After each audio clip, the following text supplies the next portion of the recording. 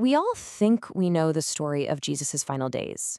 But what if the path to the cross wasn't just a tragedy, but a deliberately chosen war path? What if his arrest wasn't just a simple betrayal, but a carefully staged showdown between cosmic forces of good and evil?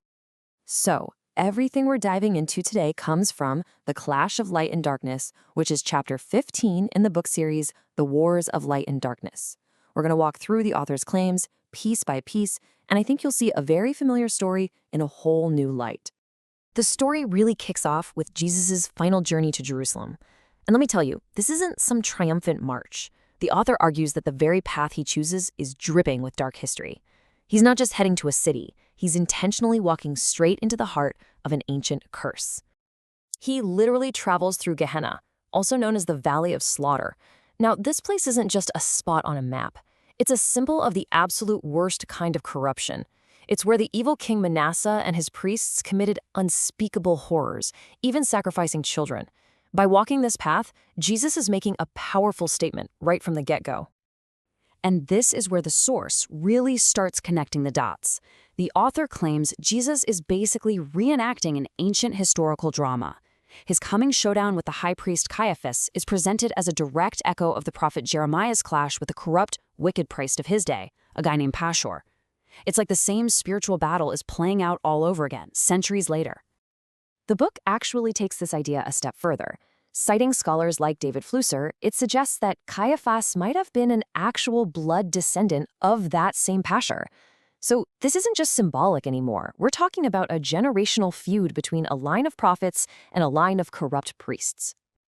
All right, this all brings us to the Garden of Gethsemane, where things really escalate. See, Jesus doesn't try to hide or run away. Instead, he purposely picks the spot, a place directly facing the temple, as the stage for the final confrontation. This was a deliberate setup. But you have to understand, according to the book, which pulls a lot from ideas in the Dead Sea Scrolls, this is way bigger than just a man versus the priesthood.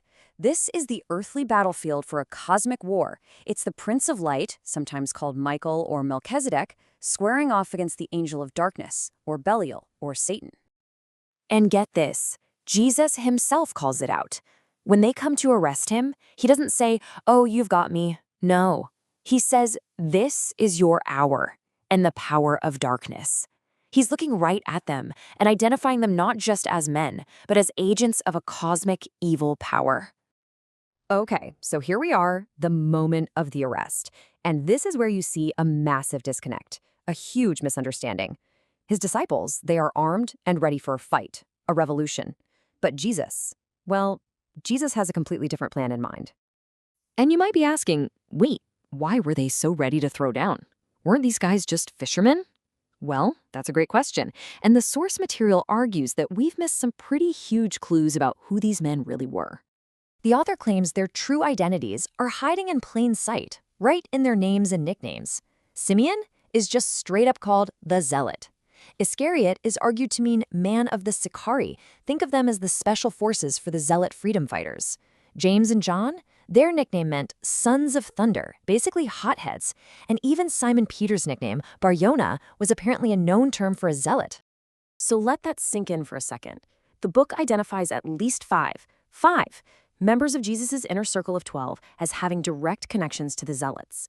These weren't just peaceful followers, they were revolutionaries who were expecting their Messiah to lead a holy war against their enemies. And this is the moment everything flips.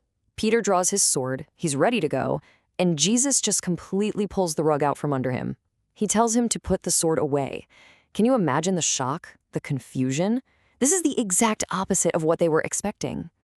But here's the key. This wasn't Jesus rejecting conflict entirely. The source connects this to Essene beliefs. The idea was to be peaceful during the current age of wrath, but to be ready for an all-out righteous war when God gave the signal at the appointed time. Jesus is teaching them about timing. He's saying, guys, this is not that time. So, from the garden, Jesus is dragged to a so-called trial. But the author is crystal clear on this. This was no legal proceeding. This was an illegal, middle-of-the-night lynch mob, all driven by one faction's burning desire for revenge. Just look how it all went down, totally against the rules. a shady interrogation at night at the palace of Anon, the real puppet master. A condemnation before the sun even comes up by a hand-picked council. And then, by morning, they dump him on the Roman governor, Pilate.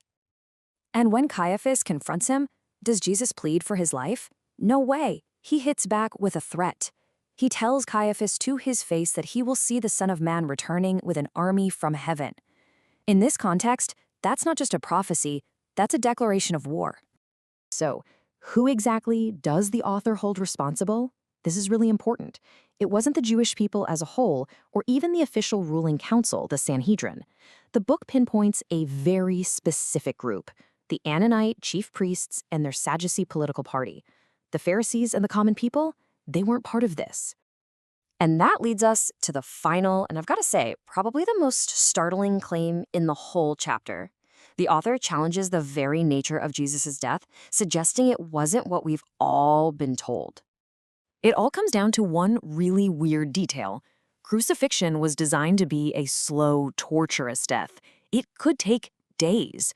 But Jesus, a healthy young man, was dead in just 3 hours. The Roman governor Pilate was reportedly shocked. So how is that possible? Well, the author points to this verse. It's found in the Codex Sinaiticus, one of our oldest and most complete Bible manuscripts. But it's missing from most modern versions. It says that before Jesus died, a soldier took a lance and pierced his side. Do you see what this means? If this verse is right, it changes everything. He didn't die slowly from exhaustion on the cross. He died suddenly from a fatal wound. That would explain the short time frame and the final loud cry mentioned in the Gospels. Not a cry of exhaustion, but a cry of sudden, traumatic pain. It turns an execution into an assassination. And this is the question the book leaves us chewing on.